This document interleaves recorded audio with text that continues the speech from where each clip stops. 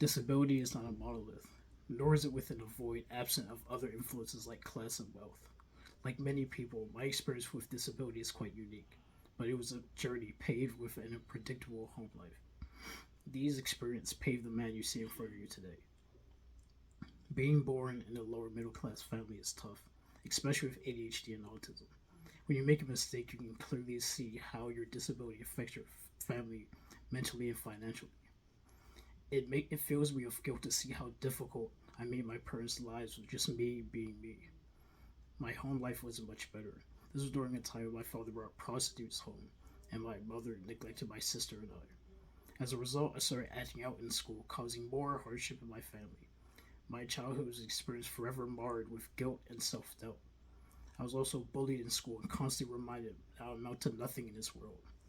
While my father was becoming a better parent and my mother was becoming more resentful, my teenage years were filled with me trying to find an identity. During high school, I decided to run track.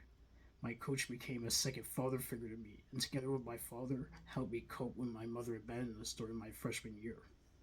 However, I had to revisit this all over again during my first years of adulthood. Not only did COVID ruin the dreams of running track in college, but it also caused my mother to pass away after years of not seeing her. I felt it was my fault that I never forgave her, that I could be at peace. And, and it made me ponder about my own mortality, and I lost my identity again.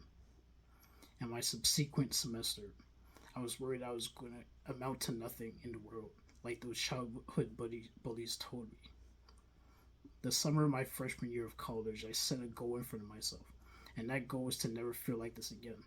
And I am pleased to tell you that not only did I achieve that goal, but I also surpassed it. Over the past year, I've gotten invaluable opportunities like heading to Maine to Northeastern's Rue Institute to learn the ins and outs of startups and applying that knowledge in Johns Hopkins Summer Business Academy, to even receiving a competitive spot in Chase Bank's Advancing Back Pathways Fellowship, and even being a part of an exclusive group of highly accomplished college students who have disabilities in the Lime Connect Fellowship. This year was an allegory for my life. I started from the bottom and now I'm here. I climbed mountains and crossed canyons, and most importantly, I I conquered the purgatory of negative thoughts I had about myself. And now I'm more prepared for the next phase of my journey, which is being there for my community and making it known that a life of tragedy, sacrifice, and self loathing can be turned into something positive.